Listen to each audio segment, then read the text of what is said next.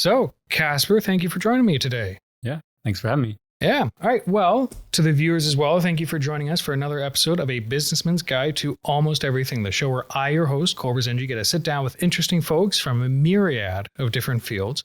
We get to pick apart what they do, what makes them tick, some of the challenges they face, and maybe we can learn something too. So, sitting with me today, who are you? What do you do? Where are you from?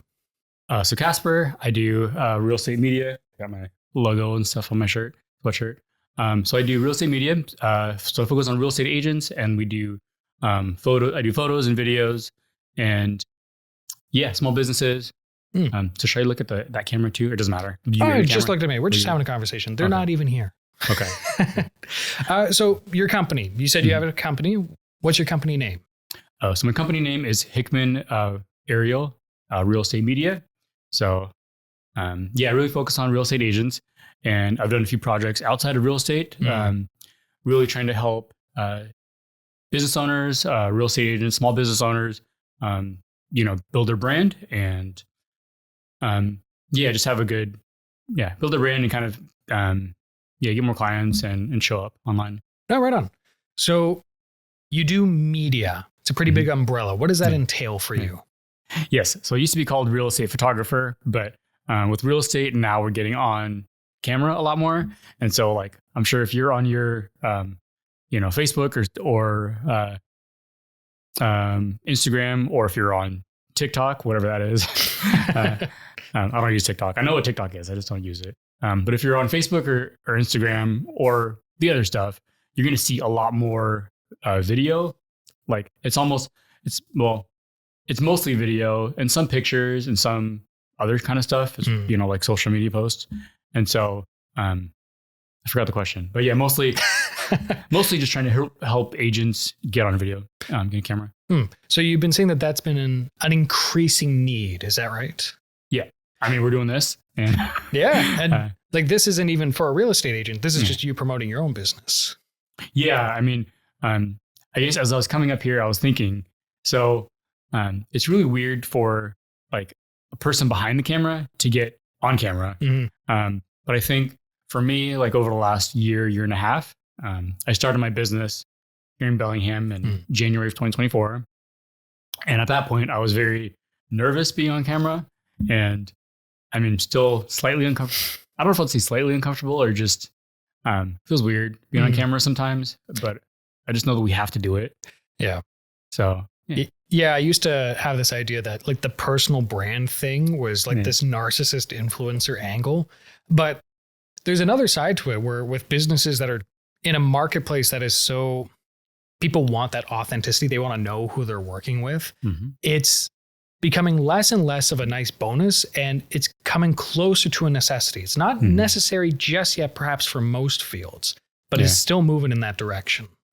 Yeah. Like if you think about it, right? So let's say you're going to a restaurant or you're going to, whatever the business is, like real estate agent, something that I thought about in the past was like finding a loan, like somebody to handle the loan for my new house. Oh, like a mortgage officer or whatever, right? Mortgage officer. And so, like I went with this specific person, but he had a whole team underneath him. And so like the website showed his face and it showed all of his team members. Same with like a real estate agent, maybe like a chef or like like I said, a restaurant. Like you want to know who the person is that you're trusting, like their brand.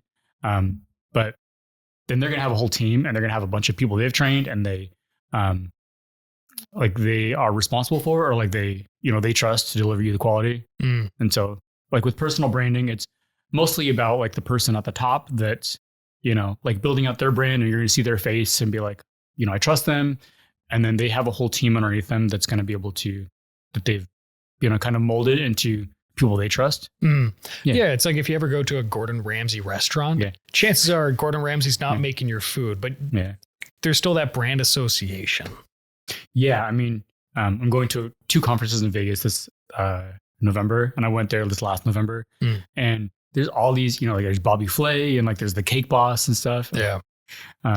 So that's exactly right. So you're like they have these brand, and so like Guy Fieri, right? Like his diners, drive-ins and stuff, like that's his brand. And so, same with like small businesses and same with real estate agents and all that kind of stuff. And one of the things that's kind of nice about the small business angle of it is that it usually doesn't take an incredible amount to stand out. You don't have to spend tens of thousands of dollars to have a regular social media presence and for you to become a regular constant in people's lives. Yep. Yeah. So I'll do a quick plug, but like for my business, as I'm trying to help agents get on camera or anybody, any small business, like I've created packages where like the pitch is, one session, just like this, one session, 2 hours, and we can get enough content for you to post for the whole month. So we do that every month, for example. And so those videos are maybe, whatever we want them to be, like 60 to 90 seconds. Yep. Yeah. And then, like you said, it's not super expensive, like give or take about $1,000, one video a week, which is a good way to be on camera, good, professional. And then you're going to have your stories, you're going to have your, your static posts, your pictures, all that kind of stuff. Yeah. So it's not super expensive to be on social media. And especially like to do the processed or the produced media, which is part of a whole package of stuff that you put online. Yeah, you and I are in a similar space, and so I've run into a lot of the same situations myself. And one of the things we've noticed with a lot of our clients is that the challenge oftentimes isn't actually the financial commitment, though that is oftentimes a consideration. The bigger thing that becomes a factor is, one, the administrative costs, like how much time are you taking out of your day to do this? And then 3, to make things every week, even if it's just like one video a week, or heaven help you, you're releasing one a day. That's outrageous. Who does that? Yeah. I'm guessing you do. I do. Yeah. It's a miserable experience, but it's creatively taxing. And so you have to find ways that you're able to manage the financial, the administrative, and the creative costs and do so well, while still also managing a real business that's actually making you money. And that's not easy. Yeah. So you said, I forget what you said at the beginning. But yeah, so I've had clients where like people that are interested in the package of like, they love to spend whatever it is, $1,000 or something, right? And, have a video a week, every week, professionally produced.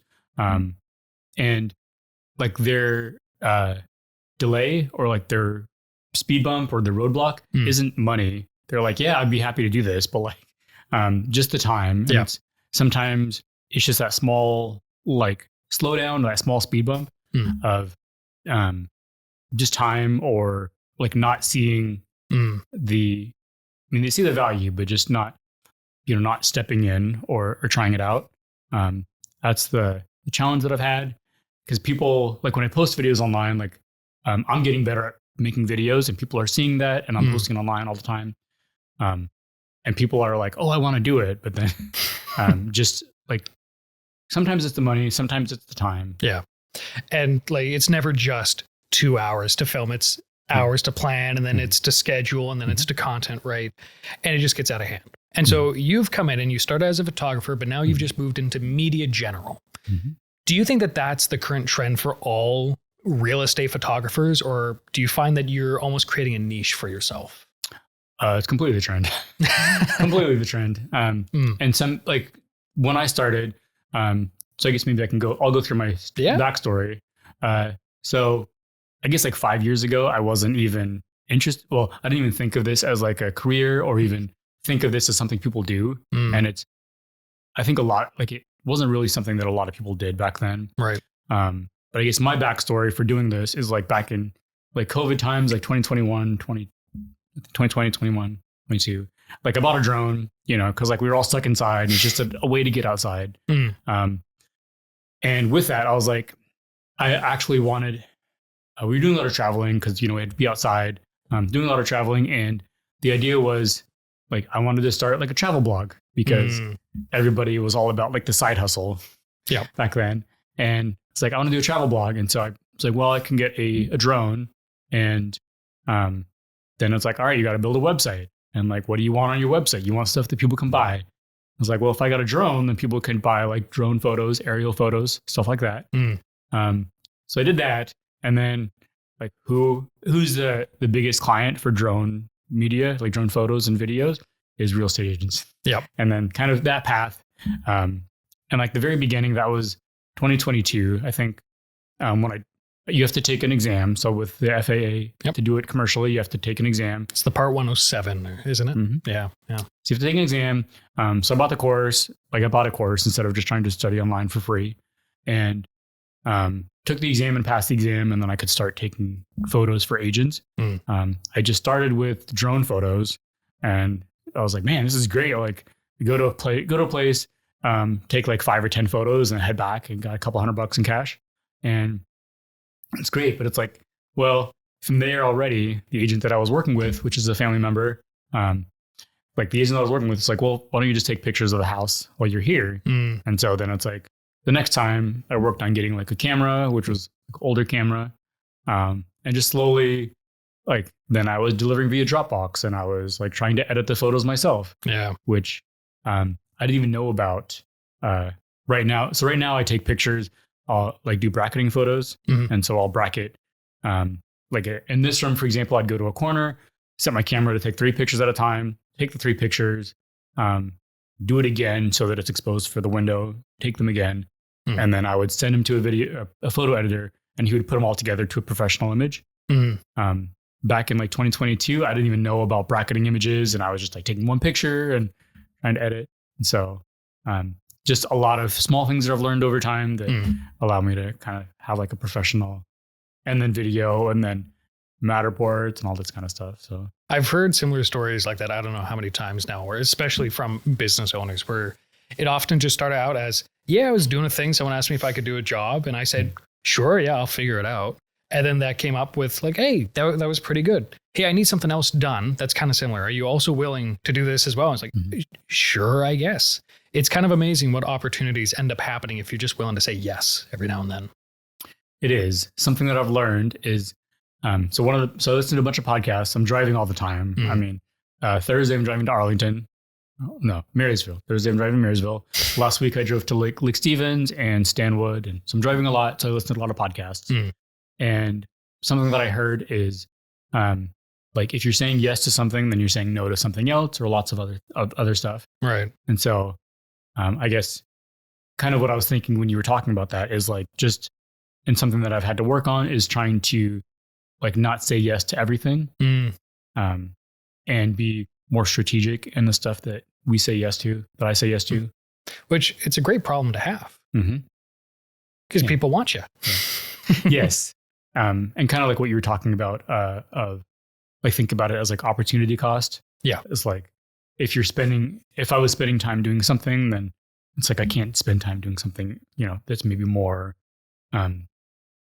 focused to my ability or so. Yeah. But yeah, that kind of came to mind when you were talking about, it's great to be wanted from a lot of people. Just sometimes you can try something and then, see like, oh, maybe I don't want to go that route, which is okay too. Yeah, no, like you'll never know unless you try. Yeah. So you started off with a drone. So what kind of drone do you, Mr. Drone Photography Man, what did you start off with? So when I first started, that was in 2021, I think, or 2022. But anyways, it was the DJI Mini. And so that was like, I think I might have bought it at Costco, maybe Amazon. Right. And it was like $200 or something. But it was cool because, well, I didn't really use it very much before I got into real estate. But it was cool. Like it was just a fun toy to have. It didn't take 4K video, and like the pictures were okay, but it was just fun to, it connects to like 15, 20 different satellites, so that if you let off the controller, it'll stay, it'll hover, it won't fly away. If, for example, your controller gets disconnected from the drone, then like it'll fly back to you. Yep. So that was crazy. That was awesome. So I started with the DJI Mini 1, and then eventually, upgraded the Mini 2, and then Mini 3 Pro. And since I crashed that one like a couple weeks ago, I'm working on, I'm borrowing a friend's DJI Mini 4 Pro. And yeah, just trying. I would buy a Mini 4 Pro, but like the tariffs are kind of blocking stuff right now. Yeah, DJI specifically. For those who don't know, DJI is kind of the dominant drone maker right now in the world, but they're Chinese based. And right now, you might not have noticed, but there's a certain president of a certain nation who has famously become aggressive against Chinese businesses. So that's kind of thrown the Western drone market in a tizzy because we're trying to find new options. Because I got a DJI as well. And like they're super cool pieces of technology, what they're able to do. It's just a shame that they might become inoperable in the next 24 months. It's not quite clear. Yeah. I think they're trying to classify them as spyware or something like that. It's like intelligence stuff. They came out with the first parts of like the proposals right after I bought my DJI 2. And I didn't get like the uber fancy one, but I needed one that could do filming. So it's pricey. I was like, I just spent thousands of dollars on this and you're telling me I got to get rid of it now? No way. Yeah.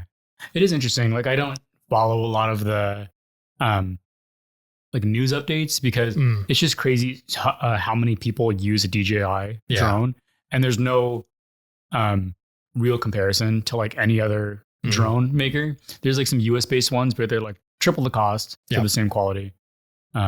So yeah, we'll see what happens, but yeah, I know it's, everything's affected. Everything's affected by the current administration. Yeah. For better or worse. I'll let the viewer decide. Yeah. I'm not going to tell you what to think. Okay, so let's continue on with the many different hats that you wear. Photographer, videographer, drone, media specialist. Which of these jobs is your favorite? Well, when I first thought about it, like the part that I thought was going to be my favorite, and it is kind of nice, is like just being able to travel all over the places. So getting paid to travel, getting paid to fly a drone, and just go, see all the different parts and not be stuck at a desk 9 to 5, 40 hours or more a week. Yeah. And that's fun.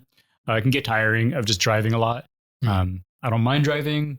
So the part that I like the most, I think that I've learned over the last year or so is just connecting with people and just like finding, how would I say?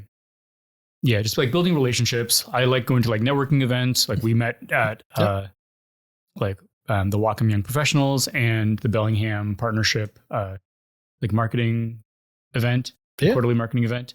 But just I like, even though I am introverted and kind of have a hard time like being outgoing, I like practicing that muscle of just like being outgoing and finding ways to do that because when I first started the business, I thought most of it was just taking pictures and video and like stuff like that. And that's like 10% of the job. Yeah. No, I'm right with you there. We started this whole little shindig because we wanted to offer a podcast studio for folks in Whatcom County.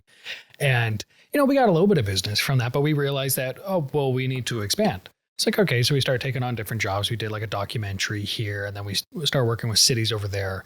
And then eventually we realized, I got to learn how to do like website development. And so for the last month, I've been soft learning CSS and HTML. JavaScript's a nightmare, but like how much time this last month have I spent editing videos? Like 20%, maybe. Okay.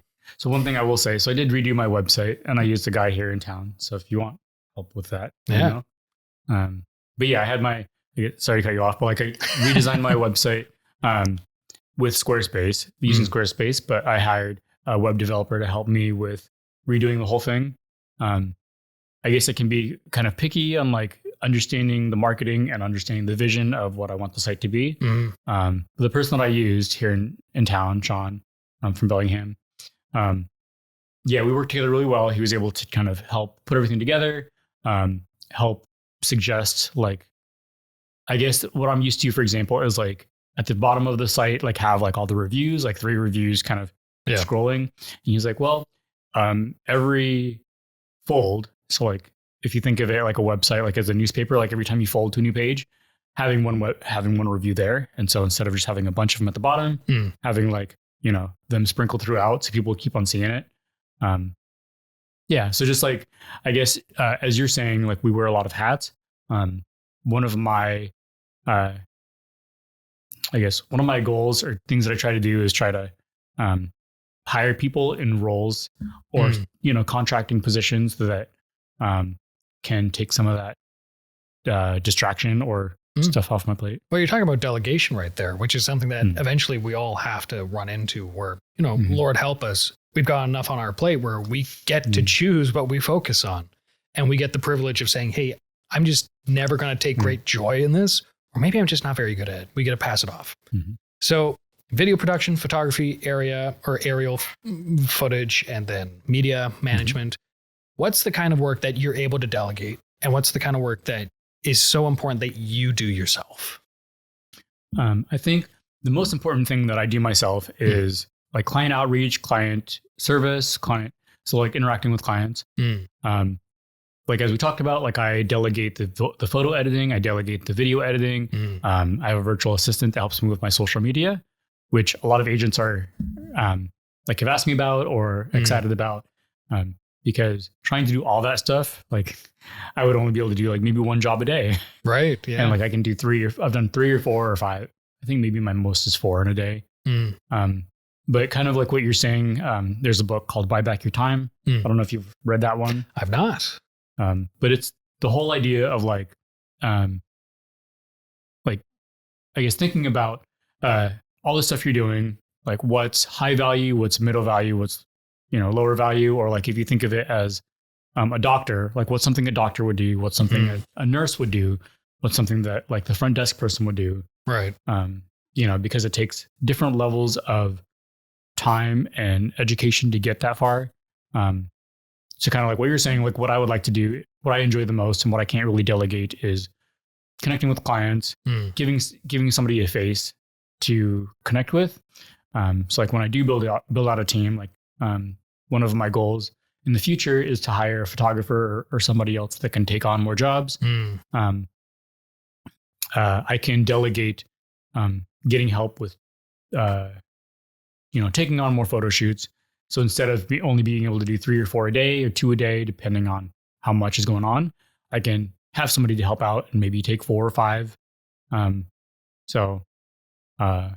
Video editing, photo editing, social media, and then in the future, like more photo shoots. And but as far as me, I would like I feel like my value is the most as like the point of contact, or at least like the person you can trust, like the Bobby Flay, or like the like the Chef Ramsay or something. Where at that point, like coming back to what we talked about before, you're just alluding to, you're leveraging yourself as the personal brand at that point. Interesting. So do you think that carries over with other photographers where they eventually realize that the technical work that they do, while still valuable, can ultimately be delegated, and then they can specialize and become of most value to like real estate agents or other clients as the person that they're just communicating with, the people that they're corresponding with to get the work done? Yeah, I think in our area, I'm not sure. I think something that I've noticed is like most of the businesses in our area, the real estate media businesses, are either like one-man shop or maybe like 2-people shop. In the coaching program and like the community that I'm in for real estate media owners, especially ones in like bigger areas, like maybe Seattle or like Florida, a lot of them will have a team of photographers. And just trying to figure out, I guess kind of stepping back to what I was saying, like, how do I want to put this? For a while, like it is valuable to be the person that people think of when they think of the business. But after a while that becomes, like a slowdown, or that becomes a challenge where it's like, at some point, bigger real estate media businesses, they'll hire like an admin, and that admin and, like the virtual assistant and that kind of stuff will be able to take more of those customer interactions off the plate of the owner and the face. And there won't be as much of a like Caspar brand and more of like a, like Hickman photography brand or something. So it's interesting. Like there's an evolution to, at least from what I've seen in real estate media businesses that are in like bigger markets. So who are the clients that you find yourself find that you tend to work with? Are they realtors of all stripes, or is there a particular profile that comes out to a crew like you? It's interesting. So I think, I guess the people that I'm drawn to, so a lot of times the agents that come to me are the agents that like my energy. As far as, I guess I try, so I'm not the cheapest in the area, and I try not to be, like, intentionally, because I want to be able to support the agents. And I guess my brand is more of like a service. How do I want to put that? My brand is more providing stellar customer service to agents. And so having like premium tools, premium services, premium content, and then having stellar customer service, and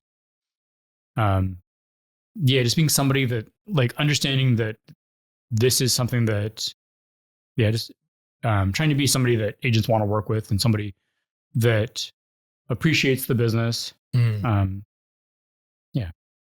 No, that's solid.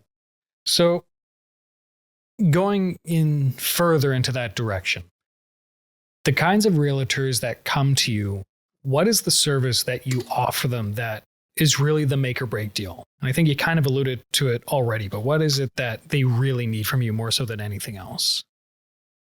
Yeah. So I guess going back to your question, I think the agents that have come to me within the last couple months, my focus this year has been on getting better at video.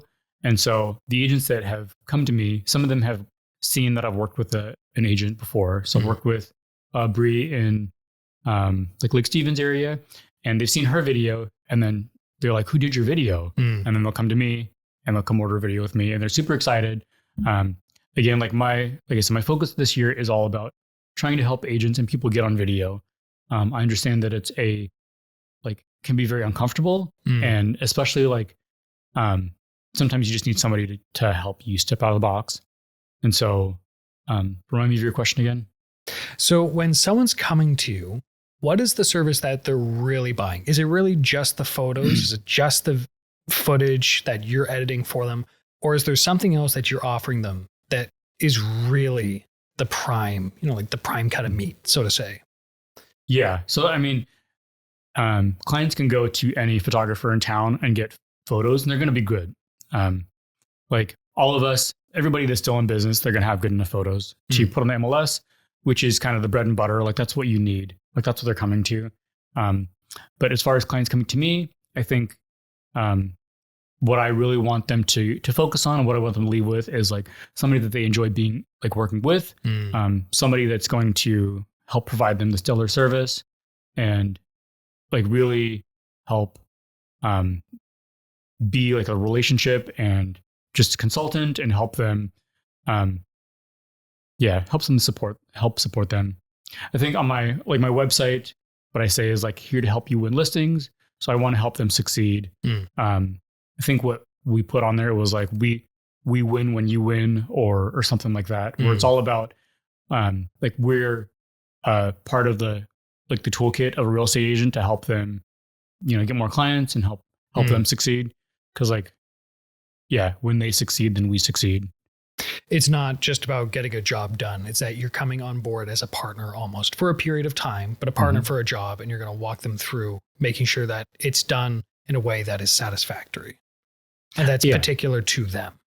Yeah. I mean, like, especially for video, for example, like a lot of times agents will ask me, or like they'll come up with the idea. So let's say, for example, for a listing video, they're going to be like, okay, so like, here's the address, here's my name. So I'm going to say, okay, so hi, I'm Caspar here at 123 Main Street. Welcome to my listing, which everybody's just going to turn off. People are just going to scroll past. Yeah. And so they're coming to me in this instance as somebody that will help them stand out, help as a guide to, just having like better quality content, or just somebody that's going to look out for them, and just help them more than just as one interaction, but to be there as part of like a continued relationship. So, yeah. It's almost like a consultant. One of the things that, like, of course, with video, it just leans so far into this, where oftentimes people have an idea, they have an end goal, but if you ask these very professional people who are genuine specialists in their fields. You say, how do you want to get to that destination? They have no idea. All of a sudden, these people who are oftentimes great salesmen, they're great at marketing themselves. You ask them, how do you want to deliver this message? They don't know how to do it in front of the camera because it is different. It is doing it on social media is not the same as just having a regular conversation. It's not a regular pitch. There are things that you have to do. We were talking about this at our quarterly meeting just the other week, where like that 3-second hook, it's almost becoming cliche at this point for social media shorts, especially to have this, where you have up to 3 seconds maybe to grab someone's interest. The way that you do that, well, you only have so many options. And thankfully, there are some that are tried and true, and you can kind of recycle them. You can use some formats over and over again, but it takes a bit of forethought. And that's why people like us are brought on to coach people through that, to let them know what they already intuitively understand, but to put words to it. Yeah. So a lot of times, so one book that has helped me understand this process that I listen to audiobooks a lot. And so one that I've listened to is called Building a Story Brand. And same idea. So kind of what you're talking about as, and like what I tell agents is, okay, so a couple things we want to do with this video. Number one, we want to stop the scroll. And so what that means, is people are scrolling Instagram. Like if, you don't grab their attention within the first 3 seconds, stopping the scroll, like they're just going to keep scrolling by. And sometimes they're just going to keep scrolling by, even if you have a powerful hook. Yep. Like a powerful message that resonates with them, which is okay because with all my videos, I like to start with the agent on camera and the agent saying something. And so even if, for example, like we don't stop the scroll, they're still going to see your face and hear your voice, see the words. And so it's still like a touch point in just getting in front of the client, getting in front of the potential client for real estate agents. And so just that's not in part of the building the story brand, but part of the story brand is just knowing what to say. So instead of saying like talking at somebody, being able to explain like, going further into it and thinking about like, okay, so for the listing, like who is the ideal client? So talking to them and helping invite them into the conversation and less of like, yeah, this house is like 5 beds, 3 baths, 2,000, 10,000 square feet, whatever, which is fine. But instead you can talk about like, have you ever wanted to have like a theme room? Like you ever wanted to live in a castle, right? Or pretend, we've all dreamt of being, like Princess Cinderella or something, right? That's a much better hook than like, this house has like 10 beds and 5 baths. It's like, have you ever dreamt of being, Princess Cinderella? Like now you can. Much different hook. I was listening to a fella when I was going through, like passively going through a marketing thing while I was doing other work. I would listen to his coaching, and he made a good point once, because specifically for video related works, he's like, no client is ever going to care that you're recording in like 12-bit color. No one cares. No one cares that you have a Komodo Red Dragon or whatever they are for your camera body. What they want is a product. They want an outcome. And your whole job in selling them throughout all of your marketing is always to sell the sizzle of the steak, not the process of the steak. And it's the same thing. We're like, how do we take realtor projects and communicate kind of the sizzle of that, the flair of it in a way that is engaging, that is topical, and that still communicates the expert of the realtor, their like personality, because that's something that people latch onto very, very importantly. And 3, well, make sure that they remember the product in the first place, whether that is the realtor or the house itself. It's a big ask. And especially when you got to condense that into 30 seconds, some of the best storytelling you will ever see are in TV commercials, because they've been doing that for decades. Yeah. Anyways, Caspar, that's been our time. Cool. Thank you for joining me for this conversation. This was not exactly the conversation I was expecting, but I've enjoyed this greatly. Cool. So, Caspar, where can people find you? So you can start off with my website. So www.hickmanarial.com. If you're wanting to see the list of my services, I have all my services online. There's a book now button at the top. Instagram is Hickman_Ariel. And Facebook too. All right. Well, Caspar, thank you again for joining us. And thank you, dear viewer, for tuning in to another episode of A Businessman's Guide to Almost Everything. We're going to be back soon, I hope, with Caspar in the near future. So coming back soon. And until then, take care and be well. Bye-bye.